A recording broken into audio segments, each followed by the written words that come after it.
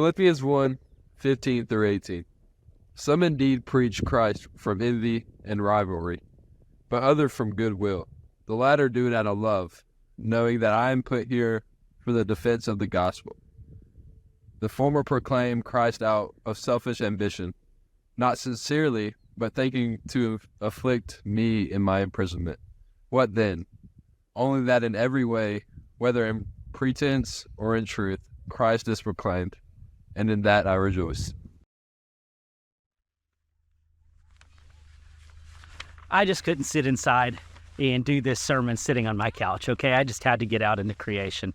I'm regretting that decision because my beard is already frozen, but I'm really glad I get to be out in nature and enjoy this. So this year we're talking about perspective, and I want us to think about perspective for a minute or two. Do you feel like we got a lot of snow? Because we did, I think. Did you know that the average snowfall in Nashville from 1991 to 2020 is 4.7 inches, the average annual snowfall? We basically doubled that this past week, and winter's not anywhere near over yet. Everything's closed, everything's canceled, everybody's hair's on fire. We're all dying out here. It's a little bit crazy, but do you want some perspective on that? Do you know where in the United States gets the most snow per year? Anybody? You're sitting with your family, so this is your opportunity to see who can be the biggest know-it-all today. Take your guesses. Have you chosen a location? Some people actually say that the snowiest location in the world is in the United States. There's a little bit of debate about that, but I think it's true. I'll give you a hint. It's not Alaska. It's not Florida. Any more guesses? No, not Hawaii. Not Kentucky. Here it is. It's Mount Rainier in Washington State. It receives 645 inches. That's 53 feet of snow every year. Can you imagine what would happen to Dickson County with 53 feet of snow? They would just give up. They'd tell the kids, like, don't bother going back to school. You're just going to stay dumb. That's the only thing that's going to happen to you. Give up, I think. We would probably just die from our lack of milk and bread. Wow. We think we have a lot. But you hear what somebody else has, and suddenly that puts it into perspective. Here's the message today. You can tune out right after this. We get to choose our perspective. We get to choose how we see the world. That's the point, okay? Yeah, sure, some of our perspective is almost automatic. Some of our perspective is inherited. You know, we get some of our perspective from our parents and our culture and our upbringing. Some of it's genetic. I understand those things. We have a default perspective that we come into the world with. But just because our thinking defaults to a certain way doesn't mean it has to stay that way. We get to choose how we look at things. Our scripture reading today is a story of choosing how you see the world.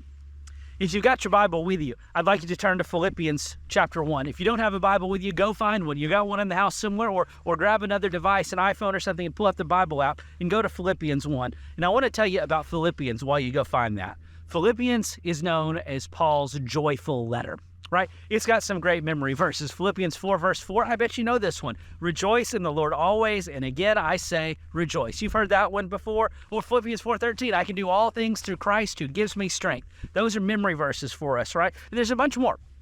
But sometimes, because Philippians is so full of these joyful passages, we misunderstand the book, and we think that things are different than they are.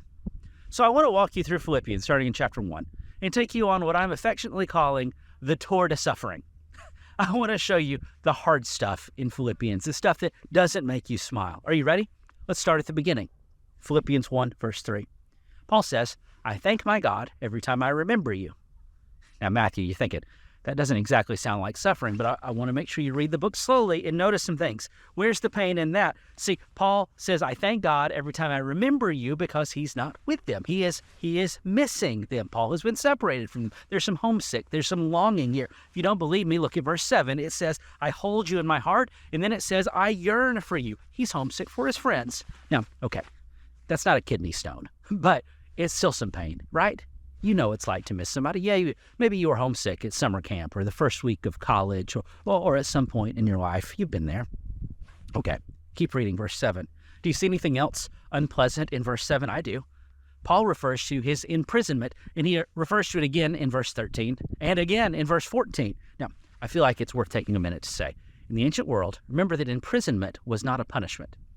We send people to prison. We lock them up. We take away their freedom as a punishment for a crime. And when you go to the Stony Lonesome here, you get 3 hots and a cot, and you have all sorts of constitutional protections. No, I don't have any desire to go to jail, but it's not the worst place in the world. It's still bad, not the worst place in the world. Now, in the ancient world, jail was not a punishment.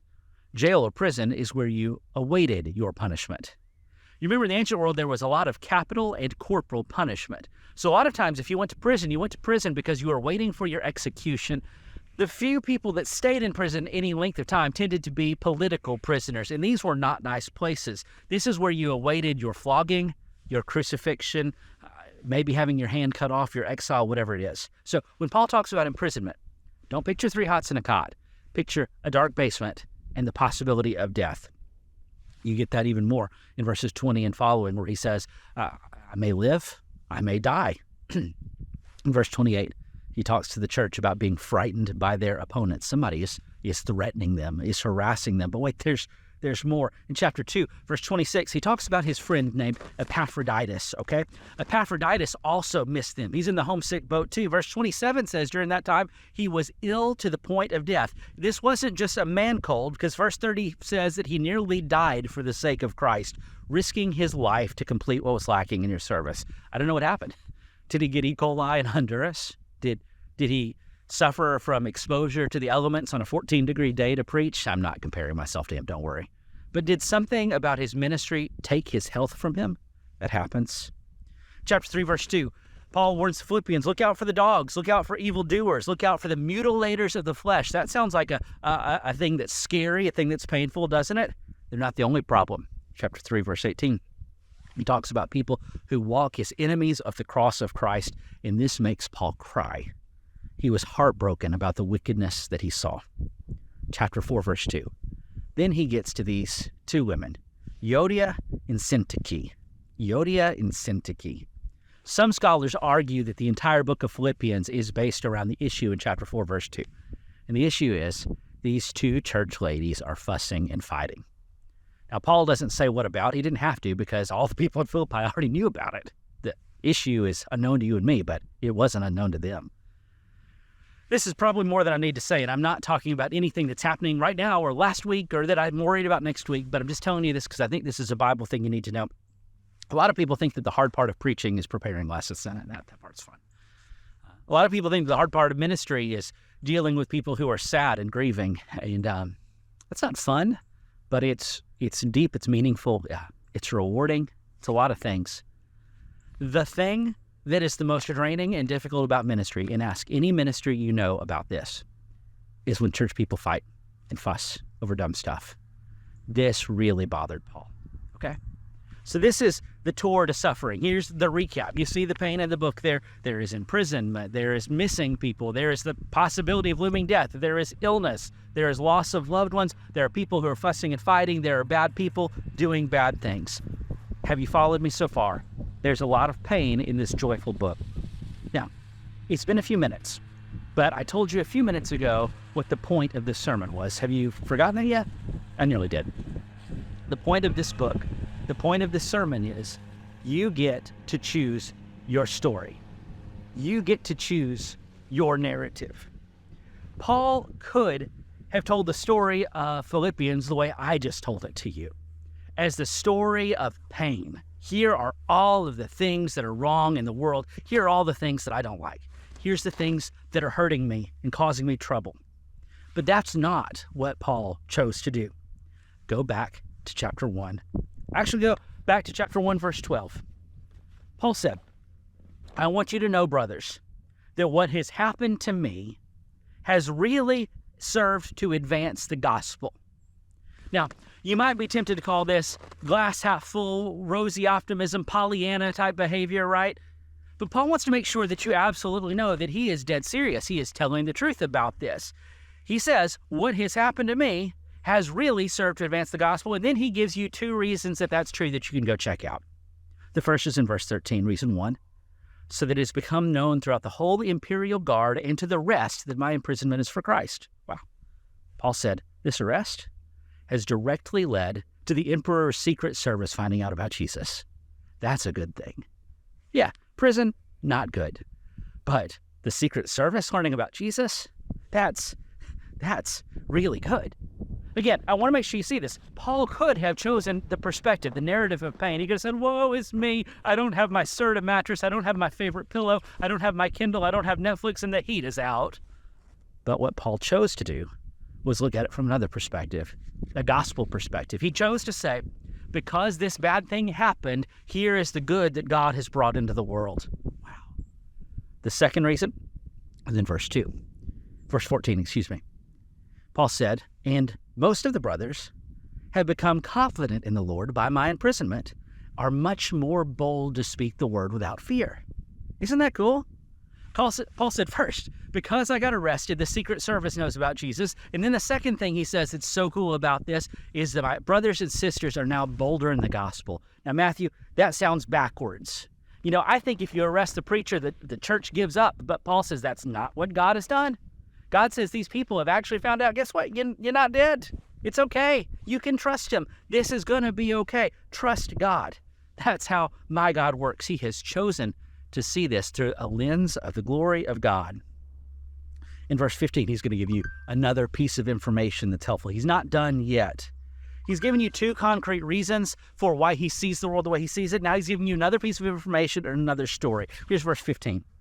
Some indeed preach Christ from envy and rivalry, and others out of goodwill. The latter do it out of love, knowing that I am put here for the defense of the gospel. The former proclaim Christ out of selfish ambition, not sincerely, but thinking to afflict me in my persecution, my imprisonment. Are you following? It sounds like some people are preaching, but the reason they're preaching isn't because they particularly want to make a lot of Jesus. It's because they want to take pot shots at Paul. I've heard people question sometimes why preachers preach. It's not uncommon for us to complain about the televangelists that we think are preying on the elderly, or these megachurch pastors in billion-dollar mansions and jets, and we say, they're in it for the money, that's evil, that's wrong, they're hurting people, and that's one narrative. That's one story. But Paul, look at how he responds to these guys in verse 18. What then? Only that in every way, whether in pretense or in truth, Christ is proclaimed, and in that I rejoice. Yes, I will rejoice. Paul said, so what? Their motives were wrong, but they preached Jesus. Two perspectives. He could have chosen to look at this through the perspective of the evil they were doing, but instead, he chose to see the opportunity for the gospel. Here's the NLT there. Whether their motives are false or genuine, the message about Christ is being preached. Either way, so I rejoice, and I will continue to rejoice. Paul just looks at these creeps and says, so what? When life is hard and people do bad things, what story are you going to tell? What's your narrative? The woe is me narrative or the glory be to God narrative? I want you to hang on for that thought for just a moment and look at the life that you have lived in the stories that you have told. I'm going to come back in just a minute and ask you some more questions about the mindset, the perspective, the narrative that you have chosen as you process the things that happen in your life. Okay, I'll admit it. I had to come in for a minute because I couldn't feel my ears anymore and my beard was actually freezing. But I sure love the beauty of what God has given us this week. Okay, so the question that I asked you before we took a break was, how do you think about things when life happens? When there's something that goes wrong? Do you catastrophize and see all of the million ways it's ruining your day? Or do you choose a different narrative? Do you choose to look at it with some perspective and look for the things that God might be doing? I want to hammer this out a little bit more clearly because Paul is just so impressive to me that he's almost unrelatable. I really want to kind of dig in and just see what we can notice about this. It's so impressive to me that Paul was imprisoned, his friend nearly died, life was really hard, and he chose time after time after time to see this as an opportunity for God, an opportunity for the gospel. He chose a narrative where God wins. I want to think about some versions of this that we sometimes get wrong. There are a million versions of this, but this is probably the easiest one for me to talk about today for us. Some people at life are really good at being the victim. Do you know what I mean when I say that? Every time something goes wrong, they tell the story, woe is me. The big bad world is picking on me. Everything happens to me. I can't help it. Why is the world against me? This is a victim mindset. And the crummy thing about our mindsets is they tend to come true. If we have a victim mindset, we tend to remain a victim as long as we live. And what I want to do for a minute is show you what Paul just showed you. There is a different way. Instead of having a victim's mindset, we can have a victor's mindset. And here's what that looks like. Where a victim blames the world, a victor takes responsibility. Where victims procrastinate and are vague, victors make decisions. Victors are bold and victors execute. Victims focus on all the things that are wrong, the things that didn't go according to plan, that are broken, and all of the drama. But a victor focuses on solutions and opportunities. Victims assume the worst, but victors see the best. Which story are you telling yourself? Are you a victim or a victor? What's your narrative? Are you living in a world where the devil's in charge, or do you actually believe that you are more than a conqueror through Jesus Christ? Which story are you telling? I was reading some definitions of this victim mindset versus victor mindset, and I saw a title I really liked. It said, you can either be a reactive worrier or a proactive warrior. Which one sounds like more fun? To see life as an adventure or to be beat down? Choose your narrative. Paul chose his narrative. He chose which story to tell. I want you to notice he didn't gloss over all of the bad things that happened to him. He talked about the yearning. He talked about Epaphroditus nearly dying. He talked about those cranky church ladies. But he still chose to look for God. He still chose what he focused on. And the cool thing is, when you look for God, you're going to find him. When you choose that story, you'll find that story. Now, I think I've shown this to you from the text in Philippians, but just in case somehow I haven't, I want to show you two more texts in this little book that make this point. They're both in Philippians 4. The first is Philippians 4, verse 8. That's where Paul tells you that he chooses what he thinks about. It's possible to choose what you think about. Whatever is true, whatever is honorable, whatever is just, whatever is pure, whatever is lovely, whatever is commendable. If there's any excellent thing, if there's anything that's praiseworthy, think about these things. Choose your thoughts. That's the instruction. Well, Matthew, it's not that simple. Hang on. I know that I can't choose my emotion. Those things happen to me. James Hinkle likes to say that sometimes thoughts and feelings are kind of like when a bird flies over your head and leaves a little gift on you, if you get what I'm saying. I can't stop a bird from flying over me and pooping on me, but I can stop it from building a nest in my hair. I might not be able to choose what enters my head, but I can choose what I pay attention to, what I consume, what I focus on, what I spend my time on. I have choices that I make. Paul said, think about these things. The last example is also in chapter 4 of Philippians. Evidently, Paul was in need at some point in his journey. Maybe it was when he was in prison. You know, in our world, you get 3 hots and a cot, right? But in the ancient world, when you were in prison, if you needed something, your family had to bring it to you or you didn't have it, okay? So I don't know if that was it, but Paul experienced a time when he was without. And this is starting in chapter 4, verse 10. He said to the Philippians, I rejoiced in the Lord greatly that now at length you have revived your concern for me. You were indeed concerned for me, but you had no opportunity. Now, reading between the lines in this little passage, it sounds like he said there was a time when you were concerned, but you couldn't help. And I'm really glad that you are concerned now and were able to help.